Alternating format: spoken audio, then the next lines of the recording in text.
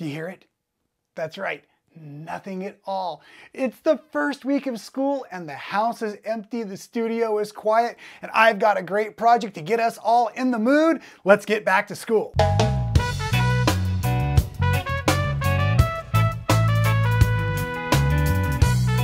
That is right. Welcome back to another fabulous episode of Making It Fun. I am your host, Rob Appell, Michael Miller Fabrics, and I just love being here. Had a couple of weeks off on vacation. That was really fun if you followed along. Got to go up and visit over the Rainbow Quilt Shop in Camano. I probably said it wrong again. Island, Washington. Once you get it in your head wrong, it's always wrong, right? And then last week I did a really fun tutorial, a little more focused, a little less silly, of course, because we had a lot of work to cover on the Rare Bear. So just a little quick recap on the Rare Bear last week. It's a fantastic, if you didn't see the video, organization. Rare Science brings together researchers, doctors, and families that have children with rare disease so that we can all work together and try to get some of these answers that these families are looking for. And in the meantime, us sewers and quiltists and all of those kinds of things like to make these teddy bears, and we donate them. So I was encouraging you all to join the Rare Bear Army and make a bear skin, send it into Rare Science, and then we take them to the quilt shows and we meet other folks and we stuff the skins there at the shows. So that was a little follow-up and a couple of answers to the questions that I was already asked about stuffing, how to stuff the legs and all of that kind of stuff. The only real stuffing we want on our skins is just a little bit of stuffing in the ears. There are holes in the back of the arms, the back of the legs, and the side body for the rest of the stuffing. So I love the new format here at Making It Fun because I can actually watch last week's videos, look at a bunch of the comments and questions, and then try to answer them this week. One of the other suggestions I had from a longtime viewer was, hey, how about a little overview? How about a little outline? And I said, we're going back to school today, and I'm going to show you the wonderful Curiosity fabric line by Sandra Clemens. And last night, as I was putting together a whole different idea for this video, I thought, you know what, wait a second. I absolutely love this book print, and wouldn't that be an amazing spine? And I think that these composition books are fantastic to have around. I use them constantly, and I have a million different decorative covers I've made out of different materials. And so today we're just going to use a couple of easy fat quarters, and I'm going to show you how to make this really simple journal cover. It actually fits a composition book perfectly, but I put a little thing in here so we could hold your pen or pencil, keep everything together and organized. So that's the project for the day. At the end of the video, I have a mountain of the Curiosity fabric to giveaway, excuse me. I believe I have 30 fat quarters in the pile right here, 30 fat quarters, and I'm going to send them all off to one of our lucky winners. So if this is just your first time you're watching the show, at the end of the show, we answer, slow down, coffee boy. At the end of the show, we ask a mystery question out of the box over there, and then you all get to answer it through the next couple of days. I pick a mystery winner that way, or a random winner. So what I'm going to do, I'm going to send all 30 of these fat quarters to the winner, but whichever quilt shop the winner chooses, I've got almost all of the fat quarters left that I didn't use in making today's project that I'm going to send to the quilt shop so they may have some Curiosity love as well. So let's go ahead and move the Rare Bear out of the way for now. We'll set him down there. Get focused on our show and tell. I thought it would only be appropriate, and of course, I just love doing the show and tell. I love focusing on our licensed designers. I think they're a fabulous part of the Michael Miller family and team. Of course, they drive so much energy in the design that we do. So Curiosity is from Sandra Clemens, a longtime designer, and I'm going to show it to you by moving it all around, so you need to take Dramamine real quick. Then let me lay it down so you can see this fantastic border print.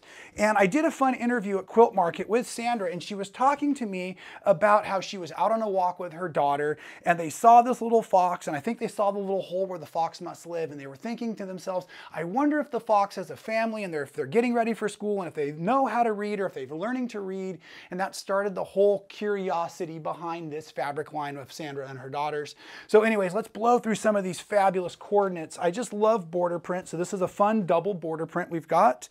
But I really like a lot of the basic coordinates with a lot of the extra background space as a machine quilter. That just makes me tingly inside. So if we've got some foxes, my wife is a reading specialist. She works at the elementary school. We love what you do, honey. Thank you so much for what you do. So last night she walked in as I was working on this one, and of course she saw the read all over the book, and she got super excited and asked if she could actually have this when it's done. So we're gonna make her another one today with some extra kind of fun. I'm gonna add some of the foxes in for her because my wife is a fox. So at any rate, we're gonna make her own cover. That will be mine. Moving along, foxes, so we're gonna use some of that in there. There's the books in the green. Love these trees and the little girl and her fox there sitting there. This is the one I'm going to put inside my wife's book. I think that's going to be awesome. The strawberries I also love, so that was the other coordinate I chose. I love working with projects like this that just require a few different fat quarters. A lot of us collect the fat quarter bundles, and so at any rate, we're just going to use a few of our pieces today as we go through. More of the foxes there. The books, oh, here's a new one, an all over floral for us. There's the girl and the mom, I guess, cruising about with the foxes. Doing some reading, some school time. Foxes in boxes, I was calling that print. Maybe it's easier to see there in the green. And because there's so many prints, like I said, we have about 30 different pieces in our fat quarter bundle, all going to one lucky winner very soon. So here is the other colorway, the other story. You're getting all of it at the end of the show. There's our foxes in boxes in blue down there. Love the deep navy.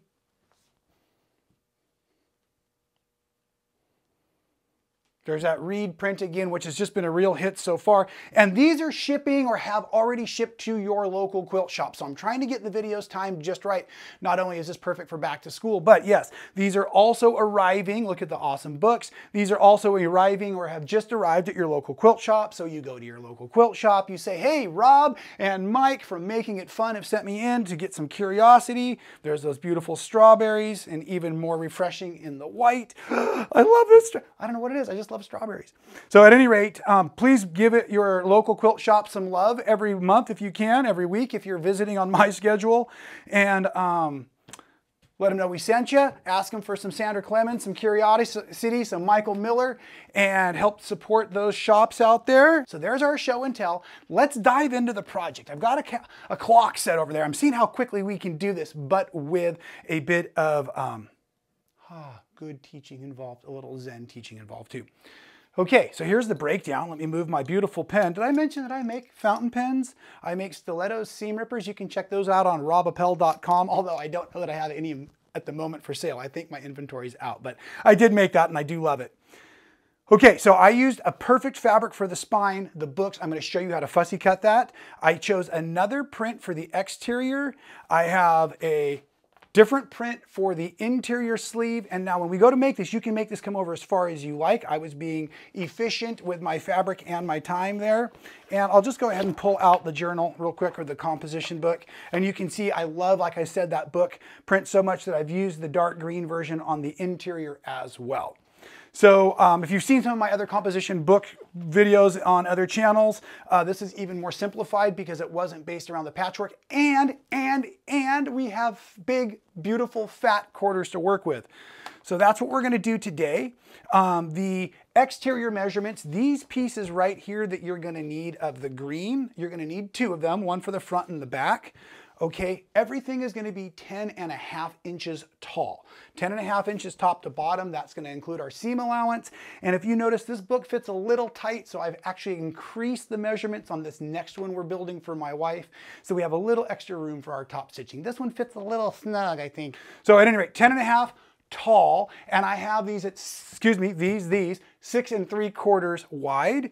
And then the spine piece here is going to be that 10.5 inches tall.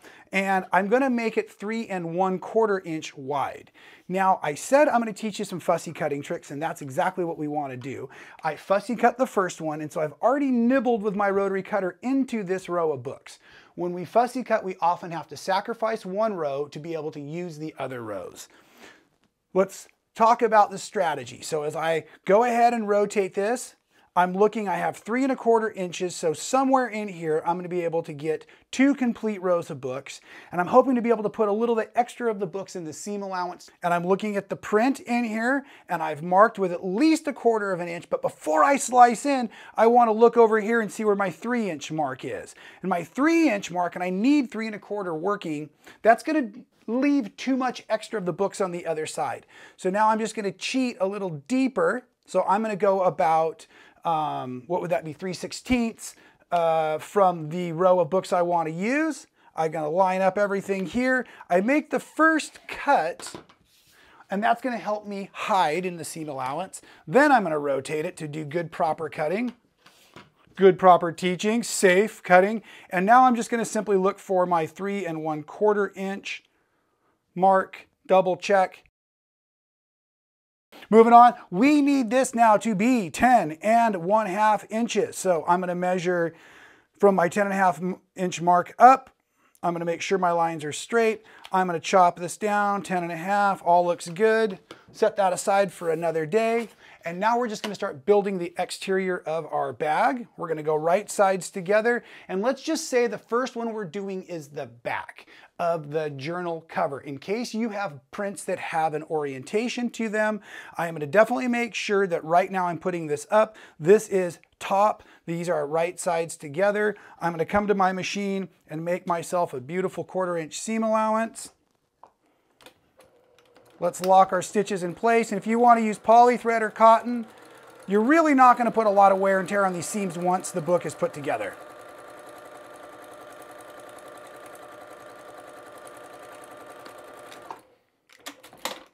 Back stitch at the end, and let's go ahead and iron that real quick. For that, I want to go to the dark side, or I want to have my seams laying to the dark side, so I'm holding my darker of the 2 fabrics up.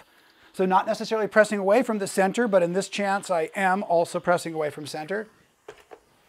Okay, now we're going to get ready to install the front of the journal cover. I'm hoping you noticed how cool my little pen holder was. It's made from a piece of elastic. So you can get your 1-inch elastic. It comes in black and it comes in white. And I tell you, that was the hardest design decision I made last night. Which color should I use, the black or the white with this journal?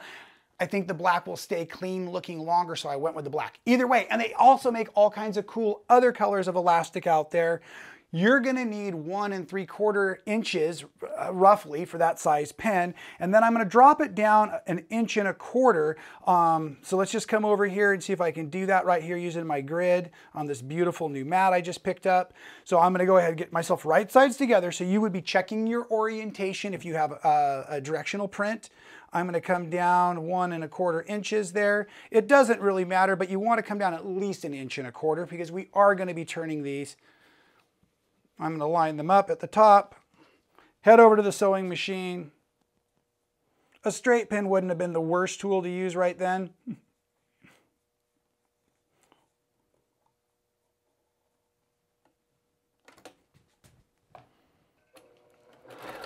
We're going to backstitch at the top. And then as I come down onto that elastic, I'm actually going to backstitch, go all the way over it, backstitch again. I just believe that offers a little of extra security. I'm going to take a double check, make sure my fabrics have stayed lined up. Holding down at the bottom corner, I'm just going to hit the gas basically now.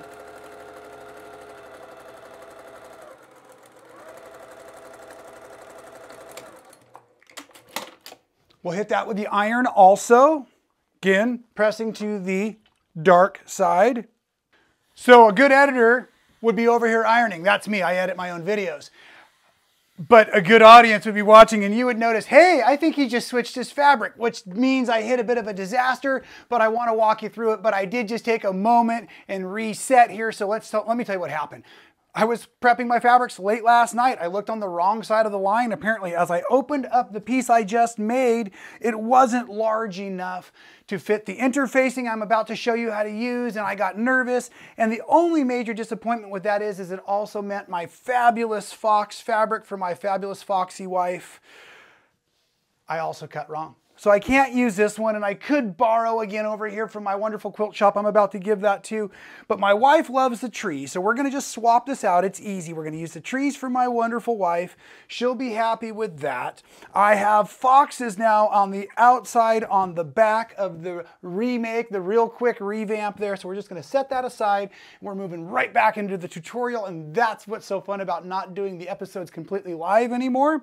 Gives me that opportunity to fix little blunders and boo-boos. I didn't even have to tell you about them, right? Okay, we're using a heat and bond fusible interfacing. If you've ever watched my videos before, you've seen me use a lot of heat and bond feather light fusible web. That's an adhesive for applique kind of thing. What we're using is an interfacing. It's a stabilizer. It's like a woven fabric. And this particular one is a lightweight and it has a glue bump on it. So those bumps I've just now put on the back side of the outside of my journal to be, so the front of the journal to be, not on the liner. I want the body on the exterior.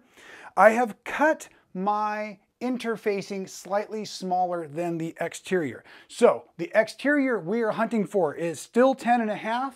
We want it 15 3/4 at this point total. So therefore I've cut my interfacing at 10 1/4 by 15.5. So it's got about 1/8 of an inch exposure all the way around to eliminate some bulk in the seams, but also allow me to catch it in the seams. It's a fusible. So now I'm actually going to use my liner piece itself as my ironing cover. I'm just going to use this now to press from the center, nice and hot. I'm going to deploy some steam.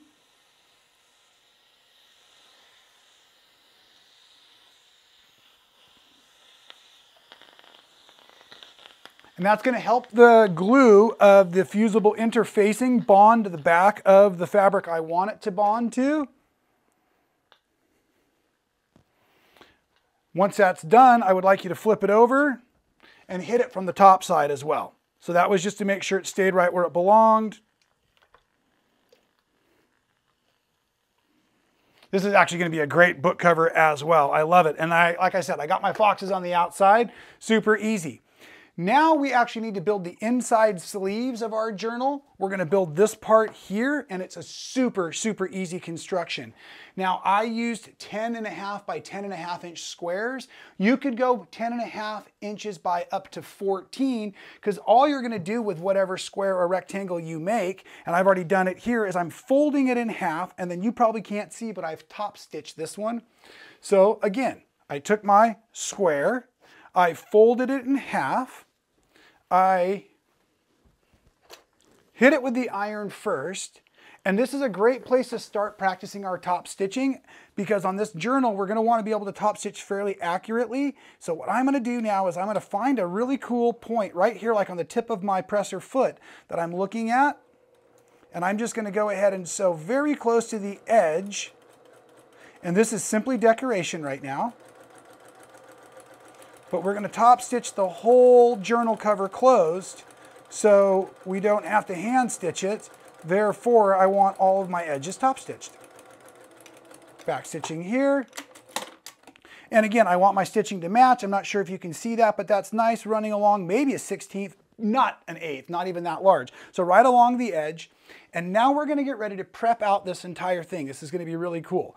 Okay, so what I want us to do now is I want us to think construction-wise. So we're going to go ahead and take the front of our journal and we're going to lay it right sides up. Inside of that journal, and watch your orientation, you'll have these pockets and they will flip to the interior as we're done. We only had to handle this one finished edge. These are going to be raw edges, so make sure they line up with the exterior. Bring in your other finished interior sleeve or pocket. That's my top stitch edge. Those are raw edges all the way around. So technically it's all still right sides together. Then I'm going to take my print here, my trees, and again, just checking that my orientation stays right sides up. I'm going to line this up like this. And even though you know I'm not a fan of a pinner, or I'm not much of a pinner, or however that goes, I have these pins. We're going to need 4 of them, and we're going to use them kind of cattywampus, kitty corner, diagonally is the word I'm looking for, across the corner through all of those layers to hold everything in place, because we're just going to now simply go to the machine with that same 1/4 inch seam allowance. This is all based on the math of the book and the math of the 1/4 inch seam allowance. And then what I want to do is I want to leave a space to turn out that's not so obvious. So I'm going to basically leave an opening down here near where the spine is. So we're just going to basically start right before the seam or the spine and that front cover meet. I'm going to lock in my stitching.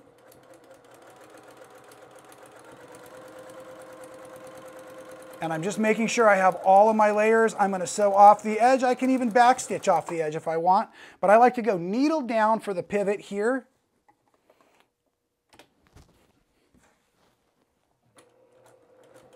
I pivoted all the way off and all the way back onto this edge.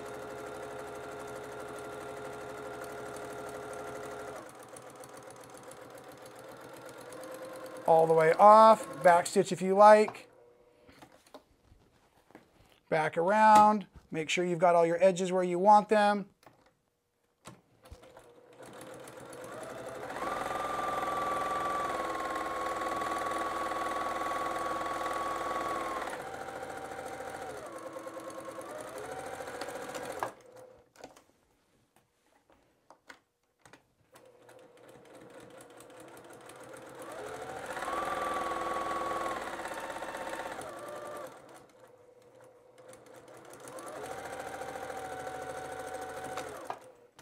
Okay, I'm approaching that. I'm on that last edge, and allow me to remind myself and everyone else who's listening right now, we're not going to finish this seam completely. We need to allow ourselves an escape route. So as I'm coming in close, I'm going to leave myself about a 3-finger distance. So that's about what I need there. And I'm going to back stitch. That's going to lock that into place. Now I'm going to pull out my pins. Next thing I want to do, because of the bulk management of this whole cover, I want nice crisp corners. I'm going to dog ear, or I'm going to cut off with my rotary cutter the diagonal.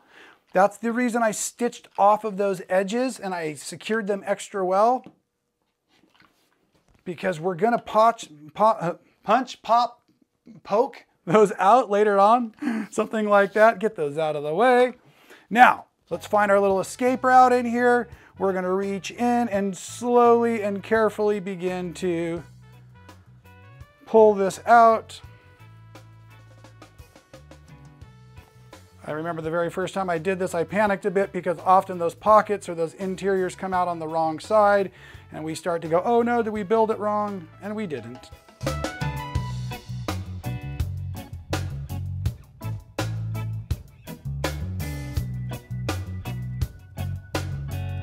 Boy, this doesn't seem like about the longest edge turning I've ever done.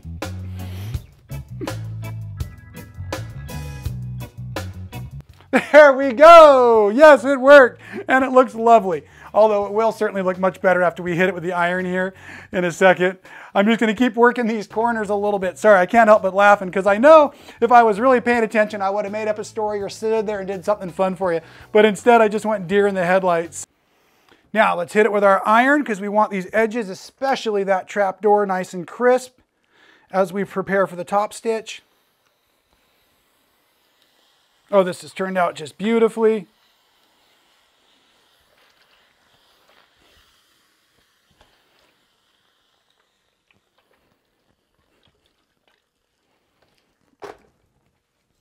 Okay, and here it is. Here's that little top stitching edge in there. So this is the time you really want to make sure that all that edge is nice and folded and tidy and in line with everything else.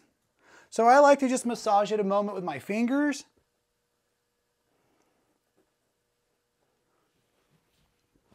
Make sure I press it into place. And every now and again, I'll even hit it with a glue stick or something if it's being a little ornery. But this one's going to be just fine. So now we're going to top stitch. And when you're top stitching, I want you to think this is your decorative finish. So you're generally looking at the top, the outside, the exposed area. So we're going to actually start really close to this seam where no one can see our threads. I'm going to actually hang on to the needle thread really good because as I take my first few stitches, I don't want to make that ball of thread on the back this time. And now just like before, I'm just going to sew right along this edge, just like on those inside pockets. And if you're following along, I just closed our trap door.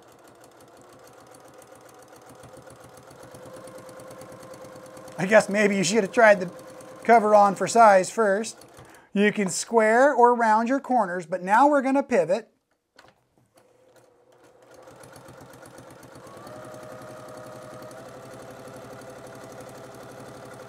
Using the foot as my guide for my eyeball.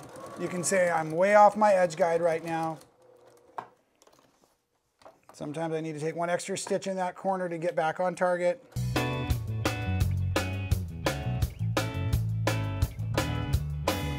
And here we come right back to our finish.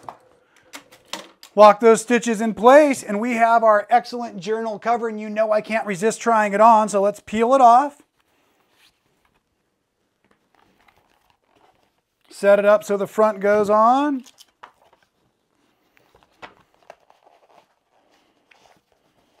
Oh, wonderful. It fits up perfectly, but not so tight.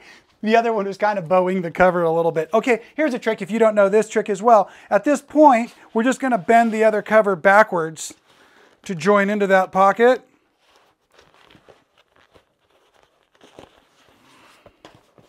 As that begins to slide into place. Just like that. And there you go. Perfect, beautiful, lines up, awesome. I got to find my scissors and trim that thread because I'm just that kind of OCD. Welcome to the club, right? How many of us quilters, and this is not today's mystery question, but we're getting there in this 2 seconds from now so we can get these prizes given away and wrap up our video. But yeah, bonus mystery question is how many of you all consider yourself as OCD as I am? Crazy, right? Oh my gosh, but boy, that turned out awesome. I love having those books along the spine. That is just incredible. My wife's gonna love this one even better. Maybe I'll write her a little note or something inside. Not a bad idea at all. Okay, but here we go. Those of you who enjoy the episodes here, part of you will love it because we give away stuff, and I love giving away fabric. And remember, the best thing about the Making It Fun show by Michael Miller here is we are all about supporting your local quilt shops. So our one request to you, after you answer the mystery question to win today's prize by commenting below. See, I just gave you all the rules. We're going to ask you, once I email you the winner, to just let me know what your local favorite quilt shop is. We'll mail your prize to the local quilt shop. I call them, tell them the box is on the way. They call you. It's super fun. And this box will have something in the something in the box for your shop, as well as your wonderful 30 fat quarters of the Curiosity line by Sandra Clemens. Awesome. Back to school. We're all getting pumped up. Hoo, hoo.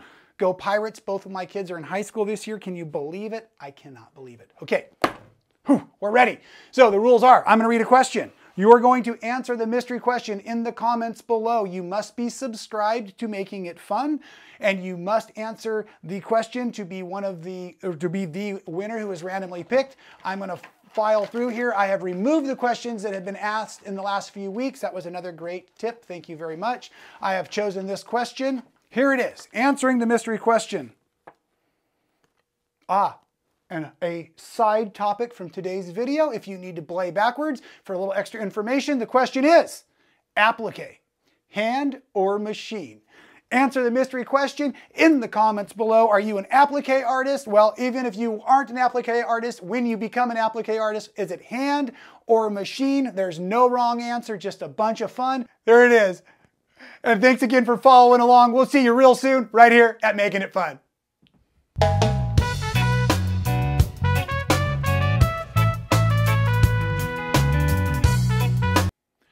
I'm glad to see you're still there. Hey, if you insist on spending all day on YouTube, great with me. Please check out a few of my other videos. I think they're fantastic.